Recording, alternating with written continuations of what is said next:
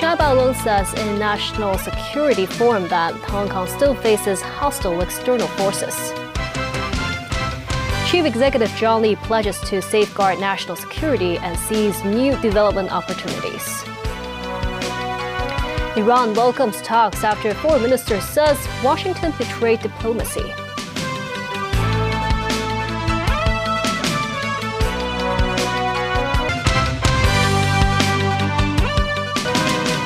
Good evening, and thank you for joining us. The government today held a forum marking the 5th anniversary of the implementation of the Hong Kong National Security Law. In a keynote speech by Xiaobo Long, the director of the Hong Kong and Macau Affairs Office, he said the city still faces external hostile threats and must continue to strengthen national security. Samantha reports.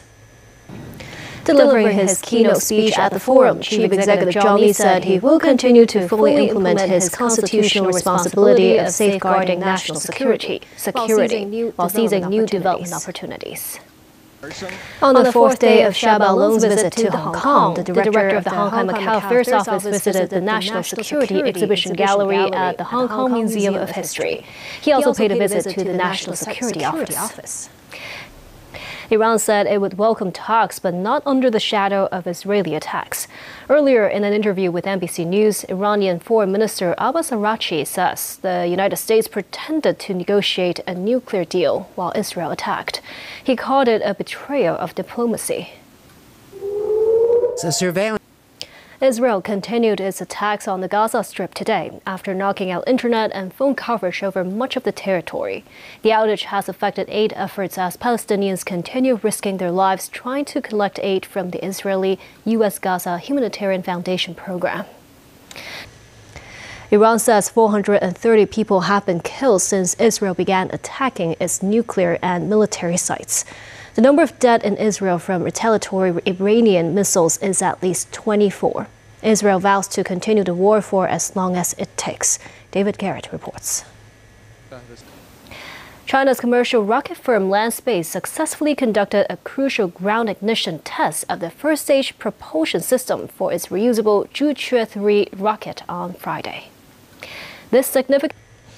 At the plenary session of the 28th St. Petersburg International Economic Forum, Chinese Vice Premier Ding Xuexiang met with Russian President Vladimir Putin. Ding said China-Russia relations are now at their best in history, being stable, rock-solid, and unbreakable. At the Wealth Management Expo 2025, Financial Secretary Paul Chan said he is confident that Hong Kong would surpass Switzerland and becomes the world's #1 cross-border asset management center within 3 years. Also speaking at the event, Secretary for Culture, Sports and Tourism Rosanna Law noted, with Kai Tak Sports Park hosting more sports events, it frees up availability at the Hong Kong Coliseum, allowing the venue to host extra concerts. And still ahead. Welcome back. The police recently arrested 118 local people aged between 18 and 74 in connection with online shopping frauds. Total losses from the 192 cases exceeded $5 million. Samantha reports. As part of the celebrations marking the 28th anniversary next month, the People's Liberation Army, or the PLA Hong Kong Garrison, opened 3 of its barracks to the public over the weekend, showcasing an array of military hardware and life drills.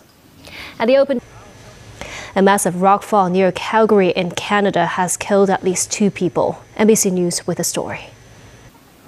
UK lawmakers on Friday voted to back a bill allowing terminally ill adults in England and Wales to choose to end their lives, or so-called assisted dying, taking it one step nearer to becoming law. Nasmi Karim with more. Thousands of people across India and some parts of the world stretched in public parks and on sandy beaches today to mark the 11th International Day of Yoga.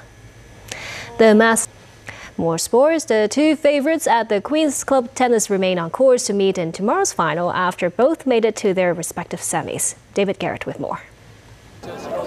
Tonight's Mark 6 numbers are 2, 4, 19, 27, 31, 39. The extra number is 13.